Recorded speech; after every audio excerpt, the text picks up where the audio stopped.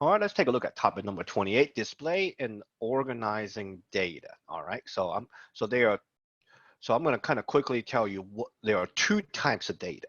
All right, one of them is called a qualitative. The other one is called quantitative data. All right, quantity means numbers, right? So quantitative data using numerical values for the axis, for the x and y axis. Quality consists of using labels or description of traits. So I copied some pictures to put it here. This is a perfect example of a pictograph using pictures to display a data. So this is a job growth rate by the different states. Okay, so this is a pictograph. Qualitative data is good for some things. Okay, it's actually not always the best, but it gets the point across. Okay, this is also another example of a qualitative because I'm using labels. Okay, male, female, gender, subject. Those are label based, so those are qualitative. All right, y'all heard of a pie chart or pie chart before? Okay, or a circle graph. I call them circle graphs. All right, so circle graph just like whenever you need toppings, pizza toppings, what I'm saying? So many percent of people likes pepperoni, so many percent of people like cheese only, what I'm saying? But when you're using toppings, cheese, sausage, pepperoni, you're still dealing with a qualitative data because you're using labels, okay? You're using names as labeling. All right, so those are the example of a qualitative display. Now, a quantitative data consists of counts or measurements, anything you can count. For example, okay, a normal car has how many doors? Four. Okay, doors, four. Count the bed trunk as one, that's fine. All right, but that's something you can count. All right, something you can count. If it's finite, all right, if the maximum number of doors you have on your car is 5, then that data is finite. If it's finite, then that's called a discrete data. Okay, discrete data are quantitative data that can take on only particular values that we can count. Okay, for example, in class this will be a little bit more fun. What I'm saying, I can actually bring my coins. If you flip a coin 3 times, okay, and I ask you how many heads can you get? If you flip a coin 3 separate times, can you count the number of heads you get? Well, you can get 1 head, 2 heads, or all 3 flip is heads, right? Or, well, what happens if all 3 flips of coins are tails? Then you get 0 head. Okay, so something that is countable, something is finite, is called the discrete data. All right. Otherwise, it's considered as a continuous data.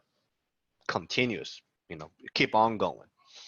All right. So popular display on the quantitative data are histogram, frequency polygon, or GIF. Stem and leaf, you probably seen stem and leaf before. There's a little bit lower level display.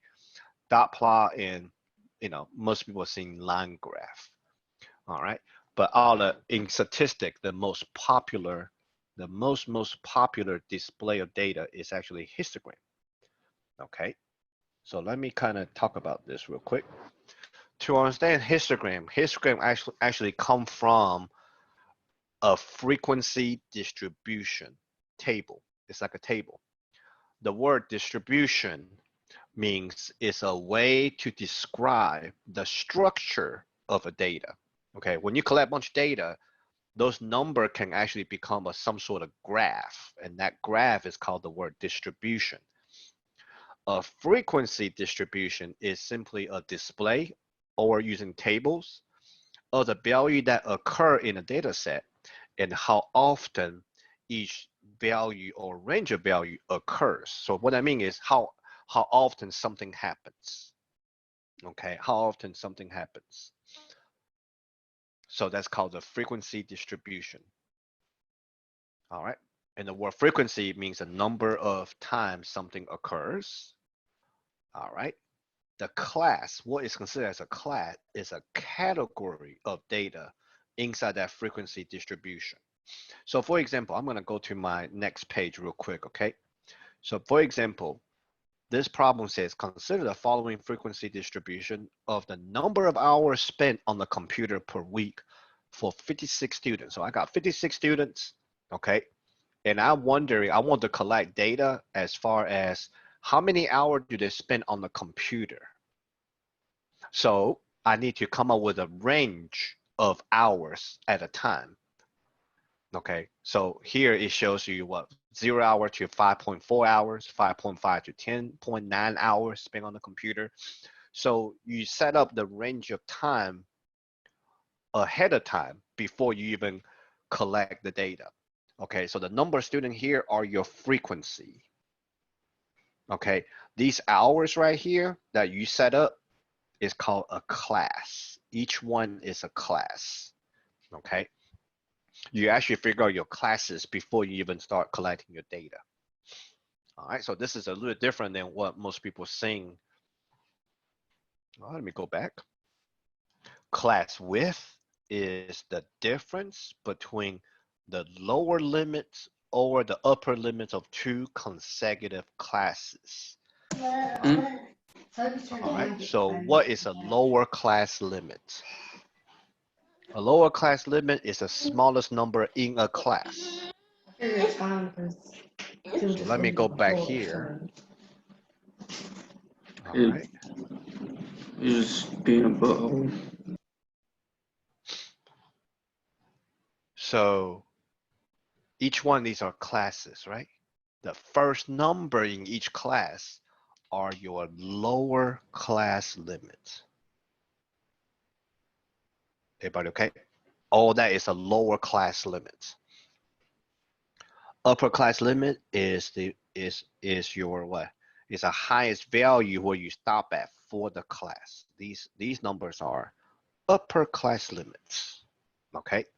So a class width is basically the difference between any given two lower class limit or any given, well, I can't say any given two, any consecutive two lower class limits or any consecutive two upper class limits.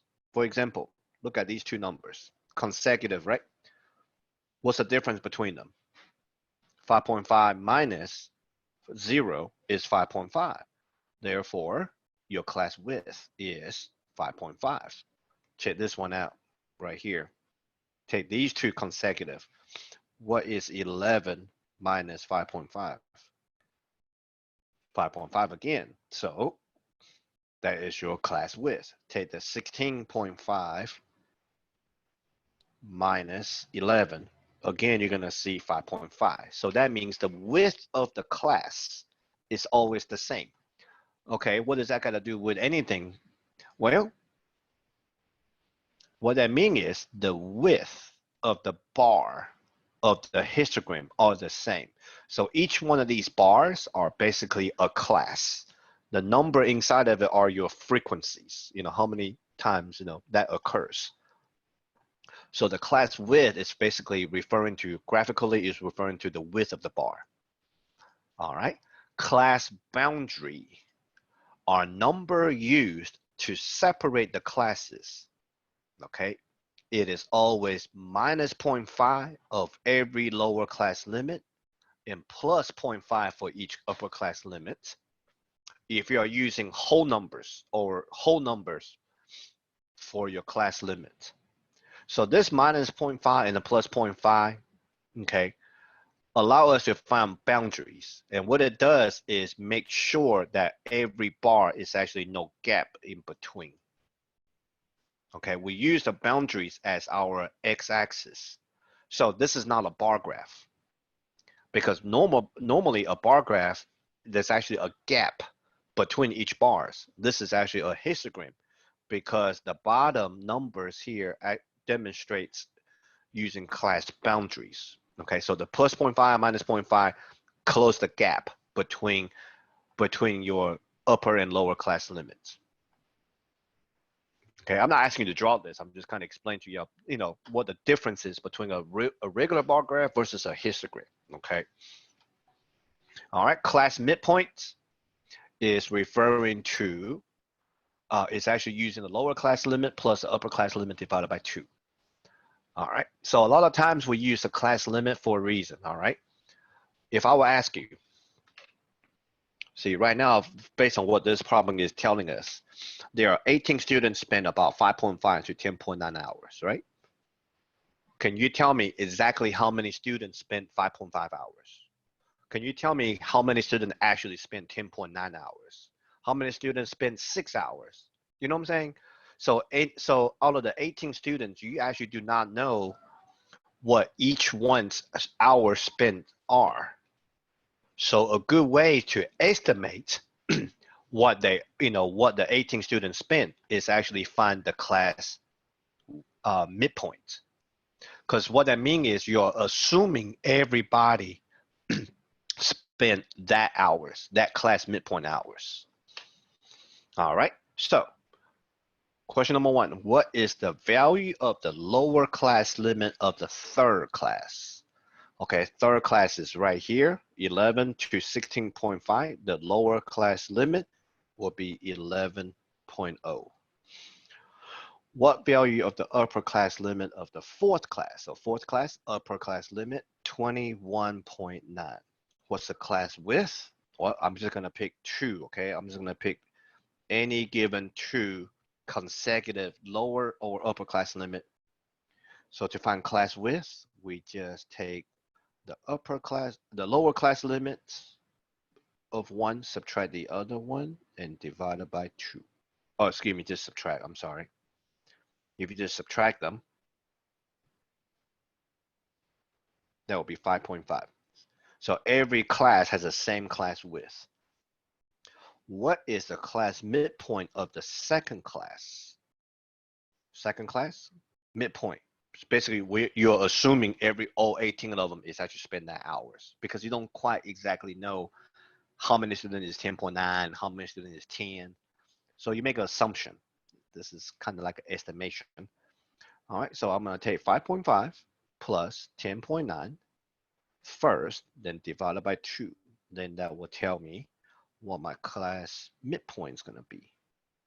5.5 plus 10.9 first means go ahead and figure out what that is. Then before you divide it by 2, 8.2. Okay. So the class midpoint, I'm going to write it right here beside, okay? This is 8.2 hours. So the class midpoint is that. Because the class width is the same, so that means the next class midpoint will be 8.2 plus the class width. So they gotta be 13.7, guaranteed. If you don't believe me, you just take 11 plus 16.4 first, then divide it by 2. There you go. Okay. So because the width is all the same, so you just keep on adding the width, you get the next class midpoints. All right, so this is kind of quick introduction of what a histogram is, what these words means, okay? In an actual statistical class, we actually talk more about these type of data, okay? So just kind of real quick to show y'all the different types of displays, different types of data, okay, that are popular. Some are popular, some are not popular in statistics. All right, that will conclude this video. Thank you for watching.